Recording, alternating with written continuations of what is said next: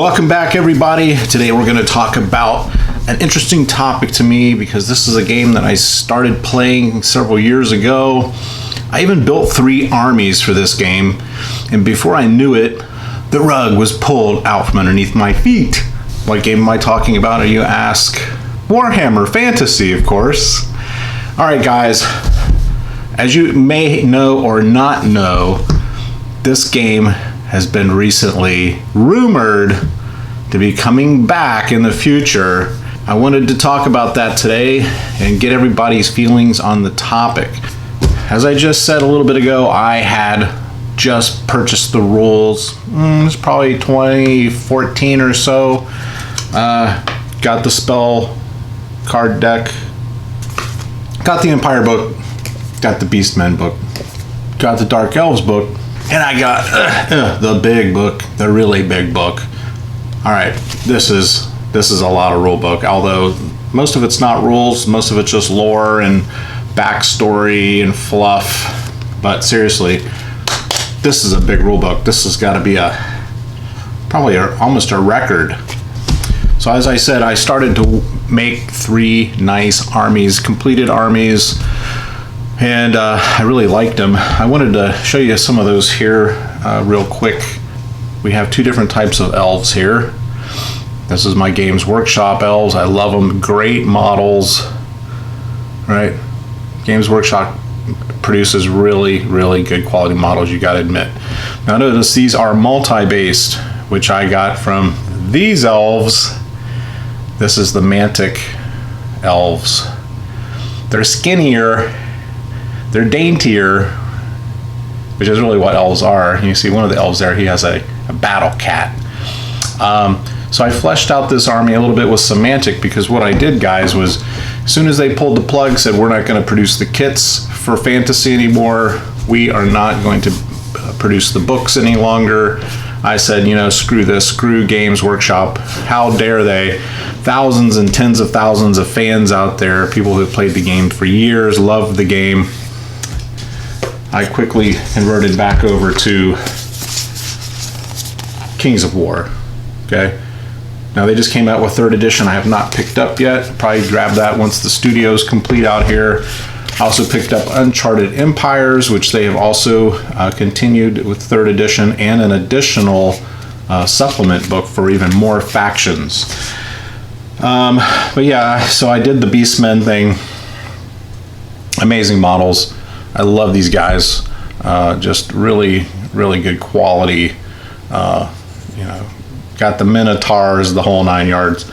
And then, of course, I had to collect the Empire. Now, the multi-basing is coming straight from Mantic. They've really pioneered this concept, in which we have now adopted in historicals. Spec guys out there that want to do the rank and file, they want to do the square bases, they want to still use the old movement trays. If that's your roots, you're probably not going to give up on that.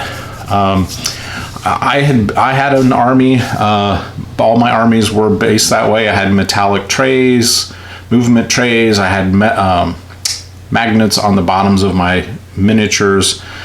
And then when I went to multi-basing, I came back, I pulled all the square bases off, and I did all this multi-basing. Took me probably almost a month to convert those armies back to multi-basing. So basically the way that it works is this now becomes a unit, like a regiment, right? And it's just so much easier if you're going to travel to play somewhere. I did the custom bases with some blue on. It's a little thicker than what I'm using now, but you get the idea. I went with the black trim. They look really sharp, and they're easier to move, easier to transport, and you don't have to muck about. Now, a lot of guys stick with the square basing because they love to see those mass troops arrayed in front of them. So it's all what you like, guys. No worries here. So they replaced Fantasy with Age of Sigmar, AOS. Now you can see here they've got a lot of stuff to choose from here on the website, but the point is this is basically Warhammer 40,000, 40K for fantasy is essentially what they did. You're doing smaller units. You're building your armies very similar to 40K armies, and lots of diversity in the models, lots of great model kits. I would definitely want to buy some of these kits in the future just to paint and maybe even just to put in the display case. But this is basically where they went. Okay, so what are we talking about here? The bottom line is the rank and file battles, guys. It's kind of been dying off because of the amount of money it takes to build some of these armies, these big ranked armies like Fantasy did. I'm trying to remember essentially how much money I had in each army. I had probably $300 to $500 in models, plus my time and things, painting, getting them to rank up on the trays, assembling the trays. So I had a lot invested. So needless to say, myself and those like me who had spent that kind of time and money building up these armies were pretty ticked off at Games Workshop when they literally stopped supporting the game. Now I get it if you want to go off and make a Age of Sigmar, which is after Old World, but at least keep the old players happy, at least keep producing the kits. They were still great kits. You can use them for other types of games that are out there. So that left a sour taste in my mouth. But now we have word from Games Workshop that they're bringing back Fantasy. We're going to go here. There's lots of forums out there, lots of players obviously still playing Warhammer Fantasy. You got the books, you got the armies, you got a place to play. You might as well just keep playing if that's what you so choose. Personally, I thought the rules were very convoluted. It was a very tedious, slow game to play. A lot of referring back to rules, etc., etc. Spell casting was very cumbersome. But you can see here, Warhammer Old World. Most people have taken this news that Warhammer, the Old World, will just be Warhammer Fantasy 9th edition with a fancy name. But it could be a brand new game type. The biggest hope being it revives and updates factions squatted during the end times and Age of Sigmar, like Tomb Kings, Bretonnia, and Dwarves. Okay, now here's my take on this. I've read a lot and studied a lot about this, and my impression is this is just going to be another expansion of Age of Sigmar. They're hinting they're going to bring back square bases, which hints they're going to be doing rank and file blocks again. I don't see that happening. Holy Diver touched on this on a recent video, and I commented that look, to be able to get into these armies of mass battles, I don't care what game system it is, you got to have some scratch, you got to have some spare time for doing the painting, the assembly, and you have to have people that are like-minded that also have spare time, spare money to come and play with you, unless you're building 2, 3, 4 armies like I was doing, to supplement someone coming to play. So I think that market is shrinking. I think there will be this cream at the top of the market, which will be the older players, the guy who has the disposable income and the time, and those will be the minority of the market out here. The large part of the market is going to be skirmish games, board games, and like 40K, Age of Sigmar. Less models, still fighting big battles.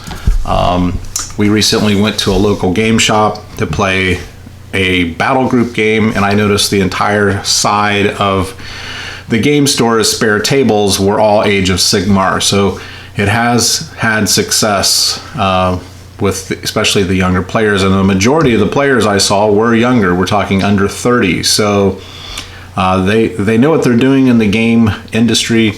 They're going after the large pie, the large section of the market, and that's under 30. So you can see here they have the Warhammer Old World.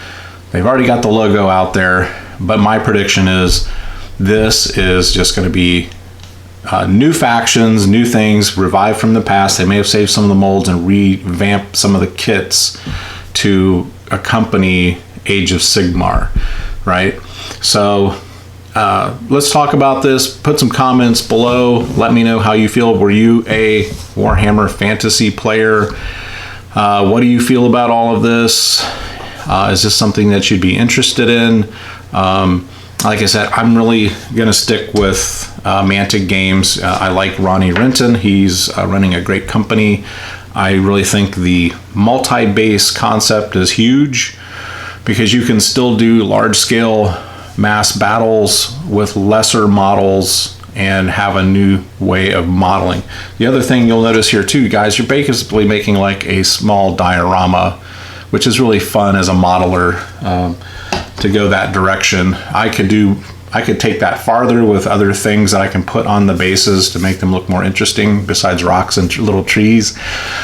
So that may be in the future as I buy more fantasy kits, because I do want that to be one of the game systems we do play here on the channel. Once I get my double table system set up out here in the new studio, will be Kings of War version 3. All right.